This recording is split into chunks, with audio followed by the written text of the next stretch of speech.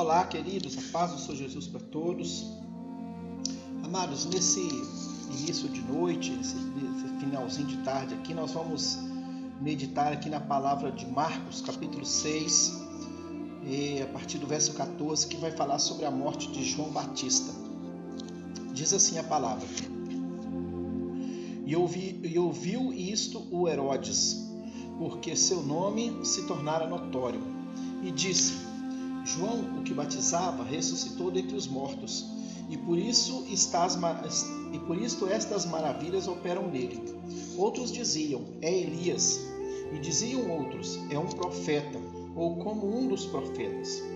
Herodes, porém, ouvindo isto, disse: este é João, o qual eu degolei, ressuscitou dentre os mortos.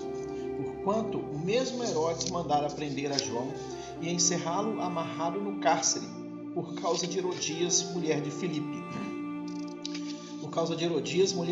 Seu irmão, porquanto tinha casado com ela.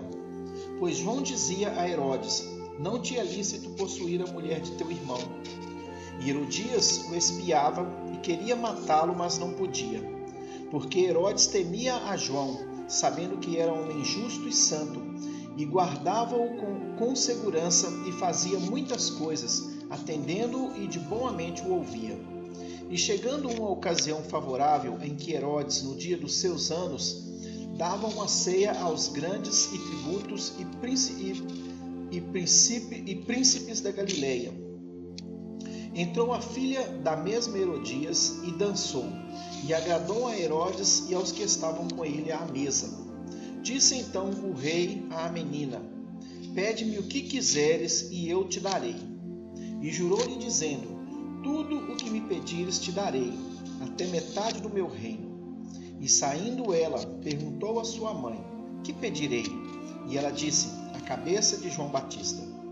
E entrando logo, apressadamente pediu ao rei, dizendo: quero que imediatamente me des num prato a cabeça de João Batista. E o rei entristeceu-se muito. Todavia, por causa do juramento e dos que estavam com ele à mesa, não lhe quis negar. E enviando logo o rei o executor, mandou que lhe trouxessem ali a sua cabeça. E ele foi e degolou-o na prisão. E trouxe a sua cabeça num prato, e deu-a à menina, e a menina deu à sua mãe. E os seus discípulos, tendo ouvido isto, foram, tomaram o seu corpo e o puseram no sepulcro. Amém, queridos? É interessante esse texto aqui, porque esse texto ele tem uma certa semelhança com o que nós vimos de manhã, que falava sobre Esther, né? Esther capítulo 5, a partir do verso 8 ali. E o contexto ele é diferente, mas ele tem uma certa semelhança quanto à fala do rei, porque são temas que está tratando, né, sobre judeus. No caso aqui está falando de João Batista, lá falava dos judeus num todo. E no texto de Esther, por exemplo, Esther ela vai ao rei e ela quer justiça, né, porque ela quer que se anule o decreto de morte que havia sobre o povo judeu. Então ela vai atrás do rei com essa expectativa de que aquele decreto ele fosse anulado, ele fosse retirado, para que o seu povo eles tivessem vida.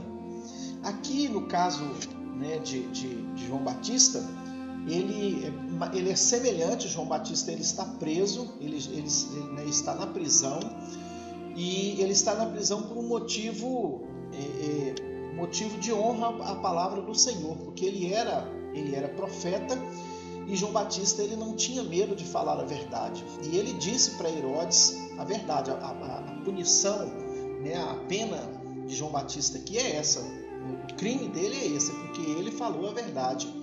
João Batista ele estava denunciando o relacionamento de Herodes com Herodias, uma vez que Herodias ela era esposa de Herodes Filipe, né, Herodes Filipe I, que é irmão de Herodes Antipas, que é esse que nós estamos falando. Os dois Herodes eles eram irmãos, então ela era sobrinha desses dois, e ela se divorciou de Herodes Filipe para casar com Herodes Antipas. Então, o crime de João Batista é esse, ele está denunciando, né, esse incesto, né, essa prática pecaminosa, ele está denunciando, e Herodias ela não gosta de que João tivesse denunciado o crime dela, a atitude dela, né, o pecado dela. E por isso ela vai carregar no seu coração um desejo de vingança contra João Batista. E João Batista está preso justamente por causa disso, porque ele afrontou com a verdade o pecado dentro do palácio, né? O pecado cometido tanto por Herodes quanto por Herodias, de serem parentes e estarem casados, né? Estarem comandando uma nação. E o que acontece? Quando Herodes Antipas, no dia do seu aniversário, a palavra está falando que ele dá uma grande festa e ele convida, né, todos os reis, os príncipes, né, todos os líderes das nações em voltas para o seu aniversário. E a filha de Herodias, então, ela vai dançar na presença do rei e ela vai agradar o rei vai ficar feliz, né, com aquela dança. E ele vai se sentir grato, né, pela dança daquela moça, e ele faz para ela um pedido. Na verdade, o aniversário é dele, mas a moça é que tem a oportunidade de escolher o presente.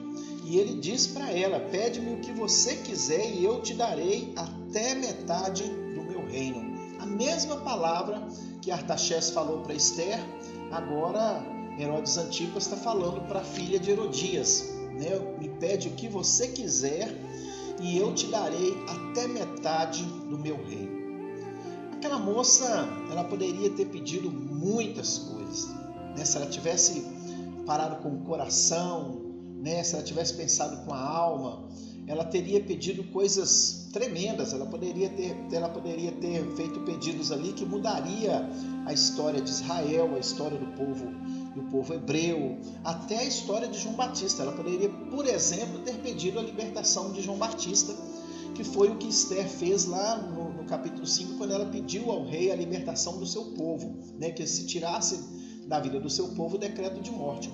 Só que a filha de Herodias, ela está movida, né, por uma palavra que certamente ela ouviu da parte da mãe dela, porque no coração da mãe dela tinha ódio, tinha vingança, né? No coração da mãe dela tinha muito rancor de João Batista por causa da palavra que João Batista havia proferido quanto ao seu pecado. E eu penso que pela intimidade das duas, pelo grau de relacionamento das duas, muitas vezes a filha de Herodias tivesse ouvido da boca da sua mãe sobre o desejo de matar João Batista. E quando o rei Herodes Antipas, quando ele diz para ela que ela pode pedir o que ela quisesse, inclusive até metade do reino, ela foi direta na sua mãe, porque ela já sabia, né, que a sua mãe queria matar João Batista, e era a oportunidade que elas tinham, né, de realizar ali o desejo da sua mãe Herodias. Então ela pergunta para a mãe: o que eu vou pedir? E a mãe dela imediatamente, sem pensar, né, sem muita delonga, ela vai falar: pede a cabeça de João Batista. Essa menina, então, a palavra diz que ela volta e ela quer a cabeça de João Batista imediatamente, era ali, agora. Ao contrário de Esther, que Esther está querendo a anulação do decreto. A filha de Herodias, ela está aqui criando um decreto, né, um decreto de morte. Ela está pedindo a cabeça de João Batista. Ela está querendo que João Batista seja degolado e que a cabeça dele fosse traga, né, num prato e apresentado a todos. Isso com certeza para mostrar o poder, né, não só da mãe dela, mas também do rei. O rei, ele se sentiu um pouco constrangido, porque na verdade ele não queria a morte de João Batista. A palavra mostra para a gente que ele ia conversar com João Batista algumas vezes. Ele ouvia conselhos de João Batista, ele tinha João Batista como um homem santo, ele sabia que João Batista era um profeta, certamente, então ele tinha medo de matar João Batista, mas agora, por causa da palavra que ele deu perante todas aquelas autoridades, ele não poderia voltar atrás, porque a palavra do rei não pode voltar atrás. Uma vez que ele liberou a palavra, aconteça o que acontecer, ele tinha com certeza que cumprir aquilo que ele disse. E ele disse que daria a ela tudo que ela pedisse. mas o que ela pediu, para surpresa de Herodes Antipas, foi a morte de João Batista, foi a cabeça de João Batista. Quando a gente olha para esses textos, nós estamos aqui falando de oportunidades. Esther, ela teve a oportunidade de anular o decreto que estava sobre a vida dos hebreus, né, sobre a vida dos judeus. A filha de João Batista, a filha de Herodias, ela tem a oportunidade de livrar João Batista também, mas no contrário, ela pede a morte dele. Uma anula o decreto, outra lança um decreto de morte. Eu fico pensando, quando nós olhamos para essas oportunidades, para essa situação, é que elas estão vivendo aquilo que o meio está projetando para a vida delas. Quando Esther vai brigar, né, para lutar, quando ela vai lutar para receber a anulação do decreto sobre o seu povo, porque ela está sentindo as ameaças que estão sobre a vida de todos, inclusive sobre a vida dela. O tio dela convence que ela precisa de fazer isso, ela faz, então ela movida, né, pelo sentimento de tristeza, né, de traição, ela vai correr atrás para que esse decreto seja anulado. Quanto à filha de Herodias, ela está movida por um sentimento de vingança, não dela, mas vingança da mãe, porque a mãe queria a morte de João Batista. Então a gente entende aqui o meio em que nós vivemos é que nos leva a tomar atitudes, a tomar decisões que vão mudar a história da nossa vida, que vão mudar o curso da nossa vida. Tanto Esther quanto a filha de Herodias, elas estavam sendo movidas pelo momento, né, por tudo que estava acontecendo no momento. E quando Herodias pede a cabeça de João Batista, Herodias, na verdade, ela está exalando ali o seu veneno, ela está ali, né, buscando a oportunidade que era da filha para fazer uma vingança que era dela. Então, ao invés de libertar João Batista, Herodias, ela usa a menina para decretar a morte de João Batista. Um decreto de morte que está sendo lançado sobre a vida daquele homem. E aquele homem morre por causa do espírito de vingança que tomou o coração de Herodias e que passou do coração dela para o coração da sua filha. Presta atenção como que o meio, ele induz na condução da nossa vida. Nós realizamos coisas, ou nós decidimos coisas de acordo com o meio que nós vivemos. Se você estiver no meio em que há pessoas boas, pessoas do bem, com certeza as suas atitudes, elas serão atitudes voltadas para o bem. Mas se você estiver no meio onde existem pessoas que querem vingança, que querem ódio, que querem destruição, né, que briga contra o amor, que briga contra a verdade, as atitudes que você vai tomar também vai ser voltadas para esse tipo de reação. Então o meio, ele sim faz, né, a diferença na nossa vida. Existe um ditado, né, muito antigo que diz: me diga com quem tu andas e eu direi quem tu és. Então a minha pergunta para você nessa tarde e noite, querido, é: qual tem sido a companhia com quem você tem andado? Né? O apóstolo Paulo fala, né, ele diz, né, que as más conversações corrompem os bons costumes. Então, qual é o tipo de amizade, com quem você tem se relacionado nos últimos tempos? As suas amizades, elas vão te levar para fazer o bem ou elas vão te levar para praticar o mal? Qual tem sido o nível, né, de amizade que você tem colecionado? Né? Qual tem sido o grau de integridade das pessoas com quem você vive? E isso vai fazer uma diferença muito grande na sua vida. Porque se você estiver andando com pessoas que praticam o bem, certamente você será um homem e uma mulher de bem.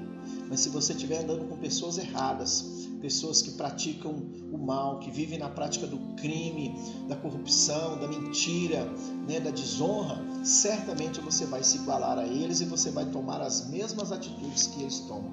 E isso com certeza vai trazer uma destruição na sua vida, no seu caráter e principalmente na sua intimidade com o Senhor.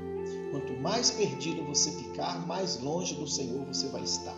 Então presta atenção, querido, no meio que você está vivendo. Comece a fazer uma análise aí das suas amizades, do seu grupo de relacionamento. Veja se essas pessoas elas estão te levando para o bem ou se elas estão te levando para o mal. E se elas estiverem conduzindo na direção do mal, a melhor que você tem que fazer é se afastar de cada uma delas para que você possa ter uma vida reta diante do Senhor, para que você não perca a bênção do Senhor. Amém? Que Deus te abençoe. Nós nos vemos no próximo vídeo. Peço a você que, se você tiver gostado dessa mensagem, que você envie aí para outras pessoas, que você compartilhe com seus contatos, que você coloque aí no status do seu WhatsApp. Me ajude a divulgar essa mensagem aí. Eu tenho certeza que vai abençoar a vida de alguém. Amém? Deus te abençoe.